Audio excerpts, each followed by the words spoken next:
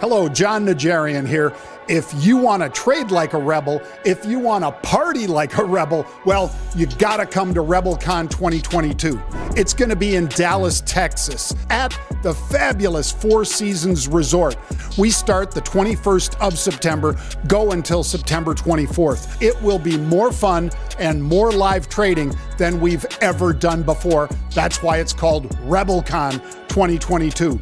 We're going to have barbecues, we're going to have golf tournaments, and double the amount of live trading. So if you want to book that now, make sure you do, because the guest speakers, as soon as we announce those, this thing's going to be sold out. It's going to be something you do not want to miss. Limited to 250 people. Diamond, platinum, and gold packages are selling out. Sign up now for Rebelcon 2022 at the Four Seasons in Dallas, Texas. Welcome to the Rebellion.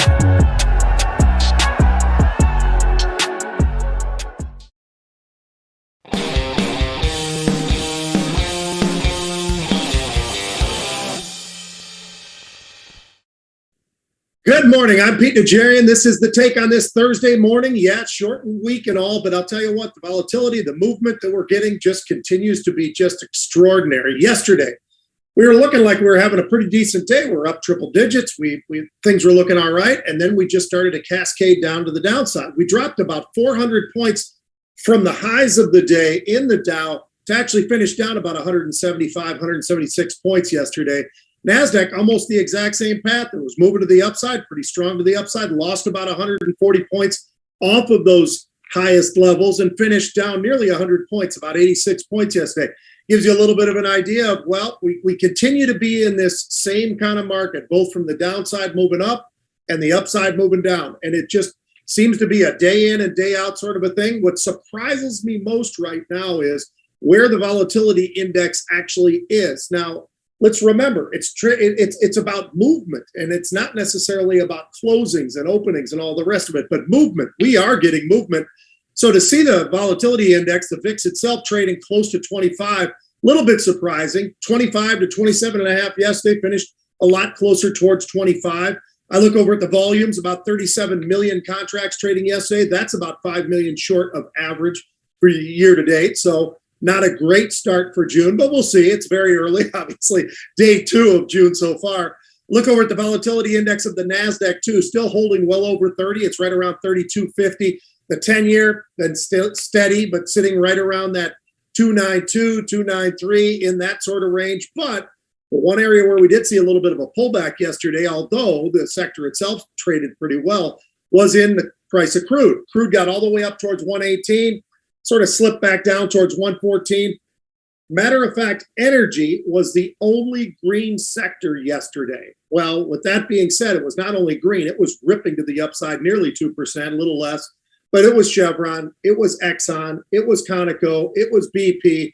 Oh, and those beta names, absolutely outrageous. EOG and Oxy and Devon, all those names really having a very, very solid day. We had some pushback in other areas, though, some very big negatives, financials leading the charge to the downside. JP Morgan, Citi, Bank of America, Wells Fargo, Goldman Sachs, all getting a little bit of a drag. The healthcare world as well. Merck, Pfizer, J&J, Bristol-Myers, all getting hit a little bit to the downside. That was down about 1.5%.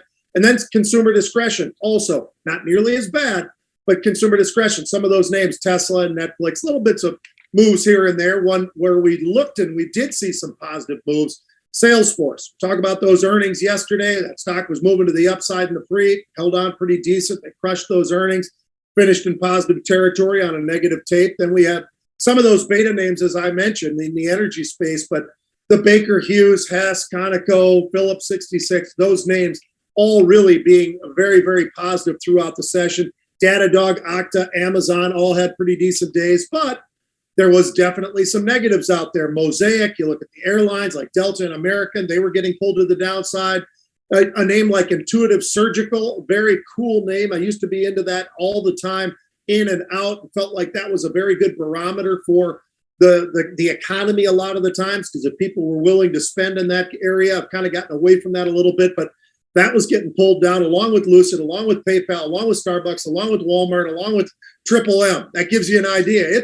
it's pretty broad in terms of what was really getting hit to the downside yesterday, and that was very consistent. We were looking for the employment data. That did not look all that great today. And on top of that, suddenly you look over at Microsoft, and that was something that I think surprised a lot of people. They're cutting their guidance, 99.9% of it all due to FX, but that's still a factor. So that's something that has to be looked at. Market was up in positive territory early on. Dow was up about 30 points. I was looking over at the NASDAQ. It was down just a little bit, but the NASDAQ really has not been moving all that much today. I look over at the opening. We're down a little bit further.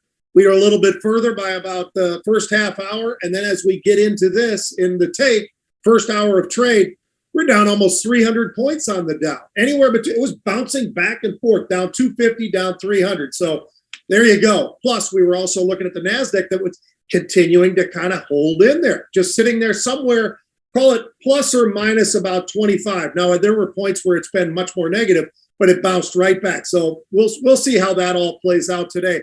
10-year, as I say, still just kind of hanging in there. I look over at the volatility index itself, kind of hanging in there somewhere near 26, 25s, but nothing huge right now. Bitcoin, yes, getting smacked around a little bit once again. Got back underneath that 30,000 level after a pretty nice spike over a couple of sessions, got to the upside, and then immediately that rug got pulled out once again. So what are some of the sectors that are really getting influenced today? Well, we talk about energy all the time, so might as well hit that one. Energy's one of them, but not in a big way. Energy's been down, call it about 1% today for the most part. Staples started to cascade a little bit to the downside. They down about 0.5% early on, down a little over, call it close to 1.5% early. Healthcare wasn't doing much of anything, and then suddenly you start seeing a lot of those names getting hit into the red, and that was something I think that did stand out for me at least. Materials started off strong, continue to be strong, but gave back a little bit as well. We had the Jamie Dimon news talking about hurricanes. We got Moynihan saying he's not seeing that. So a lot of different, signals that are out there right now, but certainly people are queuing and very focused on all of that, and that's something that we are going to have to deal with as well. Now, Jamie Dimon didn't say it was an absolute hurricane. He just said, hey, we're in a sunny area and we're looking out there and there could be hurricanes. So, let's actually look at it for what he was saying. He wasn't saying we were absolutely in this terrible spot. And then Moynihan's talking about, we're looking at our credits and we're looking at credit cards and all the rest of that. People are actually doing a really, really good job of what they've been doing with their money, and the credit card balances down from 100 billion down to 80 billion. So gives you a little bit of an idea of sort of the yin and the yang right there between the financials. When I look at what's working, at least early on, and what's not. So I look over at first what's working, because we did start out positive. I look at Generac. That's one of the names. I look at names like Freeport. We talked about materials. That's doing very well early on. Etsy, Under Armour. It's really a really interesting group because it seems to be across almost each sector, every sector, where we're seeing at least some pockets of some positivity right now.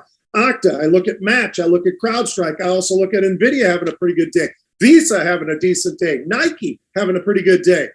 On the other hand, when I look over, a lot of what's really pulling on the markets is in the healthcare space. I looked at Regeneron, I looked at names like Moderna, I look at Vertex, Biogen, Amgen, J&J, Merck, all getting into that negative territory, kind of pulling on the markets. Paramount in the streaming world, that's another one.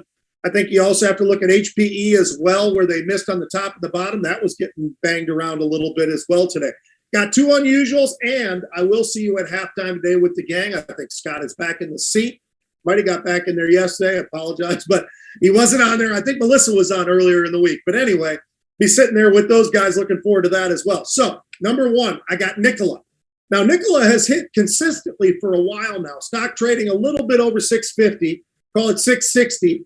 We got a buyer of 31,500 of the June 10th expiring. So you're going out, call it a week, for the 7 strike calls. Looking for any kind of a bounce for Nikola, which it has not seen in a while, but looking for a bounce to the upside from Nikola. Now, interesting name, by the way, 21,000, or right around 21,000 of those that were bought there came in one single print. So that gives you a little bit of an idea of the size, not just the fact that it was 31,000, but that's a size player in there as well, buying 21,000 of those. But cost-wise, those options were going for about 25 cents. So just keep that in mind as well. Charge point has hit multiple times.